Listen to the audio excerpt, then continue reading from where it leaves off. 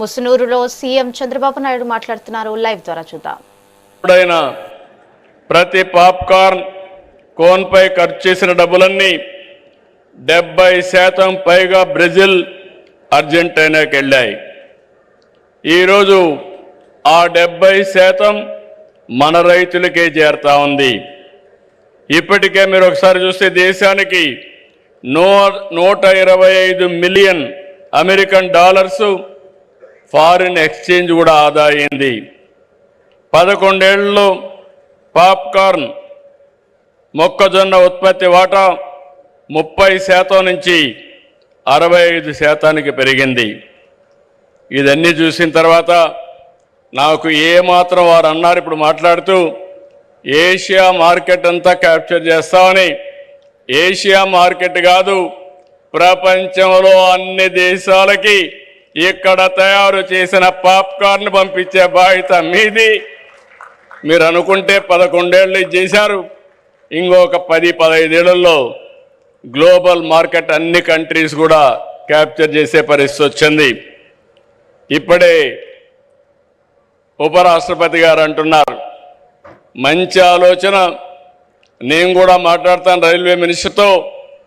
ఇక్కడ ఉత్పత్తి చేసిన పాప్కార్న్ని అదే సమయంలో అరకు కాఫీని ఎక్కడ రైల్వే స్టేషన్లు అన్నీ పెడితే ఆంధ్ర పాప్కార్న్, అరకు కాఫీ తాగే పరిస్థితి వస్తుందని చెప్పి కూడా నేను మీకు తెలియజేస్తున్నా. వికసిత్ భారత్ ఈరోజు మనందరం కూడా ఆలోచిస్తున్నాం.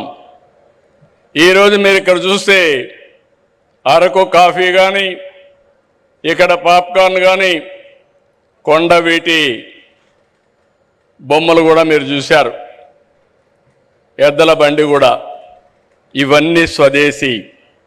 ఇది మన ప్రధానమంత్రి కోరుకునే విధానం. తప్పకుండా స్వదేశీ విధానంతో మనం అందరం కూడా స్వయం సమృద్ధి సాధించడమే కాదు, ప్రపంచానికి మనం ఉత్పత్తి చేసిన వస్తువుల్ని ఎగుమతి చేసే రోజు చాలా దగ్గరలో ఉందని చెప్పి కూడా నేను మీకు తెలియజేస్తున్నా. వ్యవసాయంలో అనేక మోడల్స్ రావాలి. ఈ విషయంలో నేను అందరినీ కోరుతున్నా. ఎందుకంటే మీరు ఒకసారి చూస్తే ఎన్డీఏ ప్రభుత్వం అటు కేంద్రంలో ఇటు రాష్ట్రంలో వ్యవసాయాన్ని ఒక జీవనోపాధిగానే చూడడం లేదు. వ్యవసాయాన్ని ఒక ఆర్థిక శక్తిగా, రైతుల్ని ఒక ఆంట్రప్రెన్యూర్గా చూడాలనేది మా విధానం. వ్యవసాయ ఉత్పత్తుల్ని ప్రాసెస్ చేసి విలువ జోడిస్తే ఏ విధంగా ఉంటుందో ఈరోజు ఈ యొక్క ఇండస్ట్రీ ఒక ఉదాహరణ. ఆంధ్రప్రదేశ్ రాష్ట్రంలో అక్వా, అరకు కాఫీ, పామాయిల్, ఇంకో పక్క మీరు చూసి కోకో, మిరప, మామిడి, టమోటా, పసుపు, మొక్కజొన్న, మీరు వాణిజ్య పంటలు ఏమి దలుచుకున్నా ప్రపంచంలో పండించే వాణిజ్య పంటలు మన రాష్ట్రంలో పండడం మనందరికీ గర్వకారణం అని చెప్పి కూడా నేను మీకు తెలియజేస్తున్నా. అయితే దీనికి ప్రాసెస్ చేసి, వాల్యూ యాడ్ చేసి, బ్రాండ్ ప్రమోట్ చేసి అంతర్జాతీయ మార్కెట్లు తీసుకుపోతే దాని విలువ అనేక రెట్లు పెరుగుతుంది. అప్పుడే భారత రైతాంగం రాజుగా ఎదిగే పరిస్థితికి వస్తారు.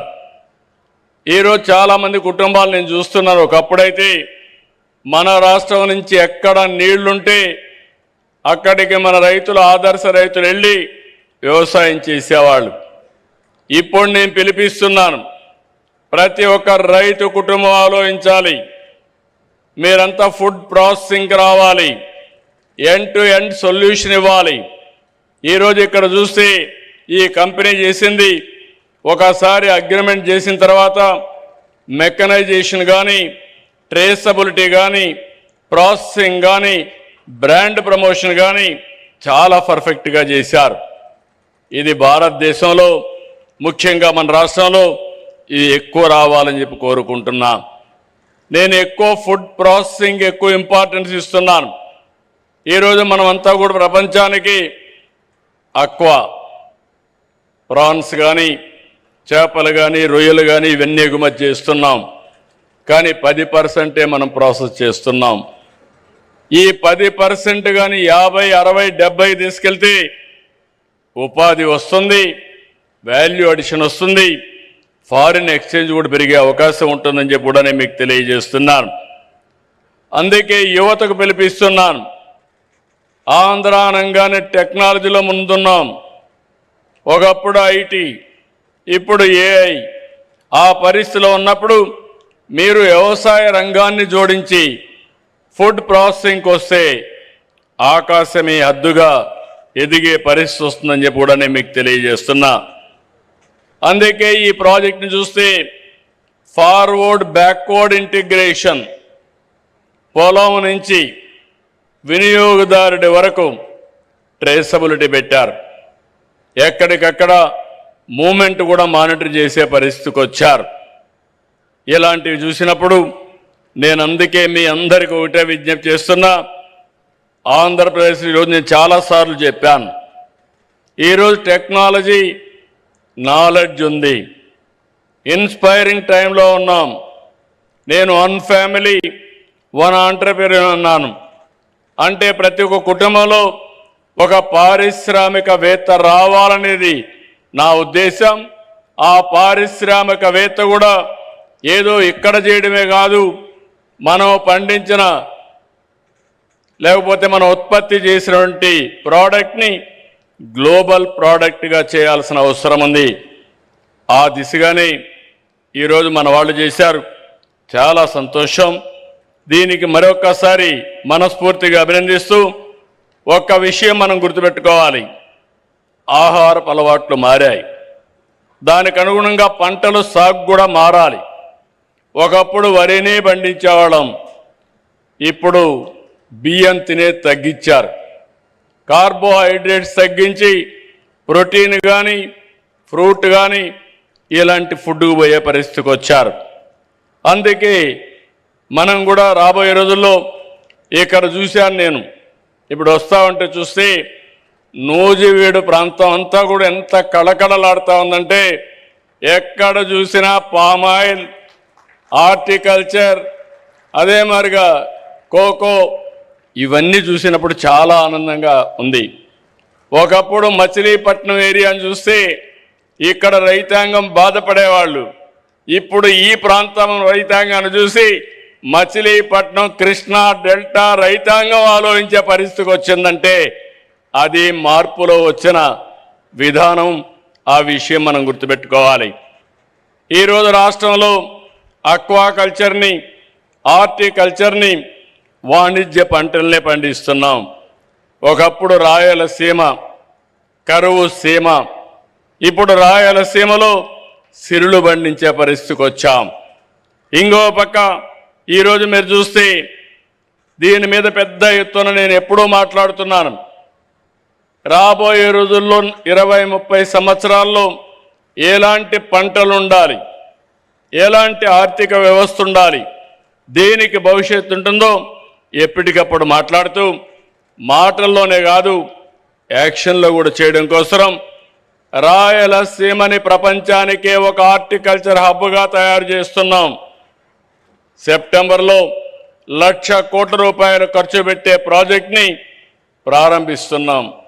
40,000 కోట్ల రూపాయల ప్రభుత్వం, 60,000 కోట్ల రూపాయల ప్రైవేట్ ఇన్వెస్ట్మెంట్తో ప్రపంచం మొత్తం గర్వించే విధంగా, ప్రపంచానికి సరఫరా చేసే విధంగా గ్లోబల్ హార్టికల్చర్ హబ్ను తయారు చేస్తున్నాం. వచ్చే 3 ఏళ్లలో 36 సాగునీటి ప్రాజెక్టుల్ని 35,000 కోట్ల రూపాయలు ఖర్చు పెట్టి పూర్తి చేస్తున్నాం. నీళ్లుంటే రాయలసీమ ఒక ఉదాహరణ ఏ విధంగా మారిందో. అదే సందర్భంగా ఈ ప్రాజెక్టులన్నీ మీరే చూశారు. ఇక్కడ ఒకప్పుడు గోదావరి నీళ్లు సముద్రంలోకి పోయేటివి. 12 ఏళ్లకు మునుపు పట్టి సీమ ద్వారా గోదావరి నీళ్లు కృష్ణా డెల్టాకు తీసుకొస్తే ఈ సంవత్సరం ఎల్నినో ప్రాబ్లం ఉన్నా గోదావరి నీళ్ల వల్ల కొంతవరకు కృష్ణా రైతాంగాన్ని కాపాడామంటే అది ఈ ప్రభుత్వం యొక్క దూరదృష్టిని మరొక్కసారి మీ అందరికి విజ్ఞప్తి చేస్తున్నా. ఇక్కడికి వచ్చినప్పుడు మీ అందరికి నేను విజ్ఞప్తి చేస్తున్నాను. చింతలపూడి లిఫ్ట్ ఇరిగేషన్ వస్తే నూజివీడు భవిష్యత్తే మారిపోతుంది. తప్పకుండా కొన్ని లీగల్ ఇబ్బందులు ఉన్నాయి, అన్ని అధిగమిస్తున్నాం. తొందరలోనే ప్రారంభించి ఈ 2-3 ఏళ్లలోనే పూర్తి చేసి జాతికి అంకితం చేస్తామని చెప్పి కూడా నేను మీకు తెలియజేస్తున్నా. ఈరోజు 3 దశాబ్దాలు వెలుగొండ ప్రకాశం జిల్లాలో మార్కాపురం ప్రాంతం, ఇప్పుడు మార్కాపురం జిల్లా. అక్కడ మీరు చూస్తే నేనే 3/5/96లో ఫౌండేషన్ వేసి ఈ ఆగస్టు నెలలో 31వ తారీఖున మొదటి విడత పూర్తి చేసి జాతికి అంకితం చేస్తున్నామంటే అది ఈ ప్రభుత్వం యొక్క పట్టుదల. అదే మరి అన్ని ప్రాజెక్టులు పూర్తి చేయడానికి ముందుకు పోతున్నాం. ఈ నెలే పోలవరం నుంచి ఎడమ కాలువ ద్వారా ఉత్తరాంధ్ర సుజల స్రవంతిలో అనకాపల్లికి నీళ్లు చేసిపోయే పరిస్థితి తీసుకొస్తున్నాం. ఇవన్నీ కూడా భవిష్యత్తులో నా ఉద్దేశం ఒకటి, ఎప్పుడు కరువు వచ్చినా కరువును ఎదుర్కొనే విధంగా వాటర్ సెక్యూరిటీ ఉండాల్సిన అవసరం ఉంది. ఈ సంవత్సరం మనం చూస్తున్నాం ఎల్నినో సమస్య పెద్ద సమస్యగా మారింది. వర్షాకాలం దాదాపుగా పూర్తయ్యే పరిస్థితికి వచ్చాం, కానీ 52% వర్షపాతం లోటుగా ఉంది.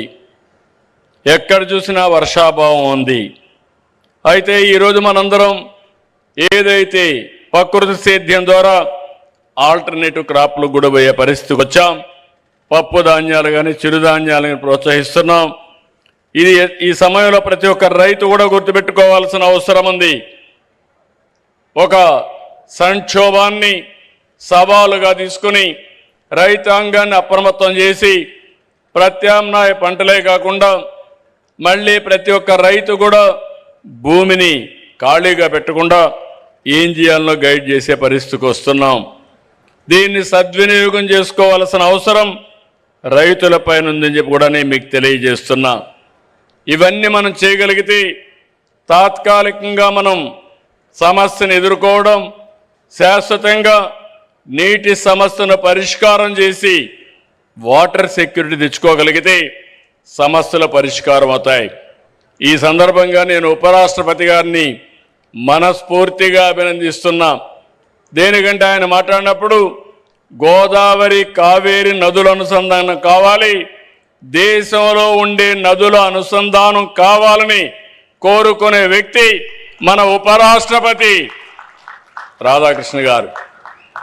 ఇది ఒక కళ, ఇది ఒక ఆశయం. మొన్నే దక్షిణ భారతదేశంలో ఉండే ముఖ్యమంత్రుల సమావేశం మన డిప్యూటీ పిఎం, మన హోమ్ మినిస్టర్ అయినటువంటి అమిత్ షా గారి నాయకత్వంలో అయింది. అక్కడ ప్రపోజల్స్ పెట్టాం. 5 నదుల్ని కలిపే పరిస్థితి ఉంది. గోదావరి, కృష్ణ, తుంగభద్ర, అదే సమయంలో పెన్నా, అదే సమయంలో కావేరి. ఈ 5 నదులు కలపగలిగితే 4 రాష్ట్రాల్లో సమస్య పరిష్కారం అవుతుంది. నీళ్లు తీసుకుపోవడమే కాదు, దీనివల్ల కష్టకాలంలో ఇది ఒక స్టెబిలైజర్గా స్థిరీకరణ చేసే అవకాశం వస్తుంది. వారు తొందరలోనే దీనికి ఒక కార్యాచరణ తయారు చేస్తాను కూడా హామీ ఇచ్చారు.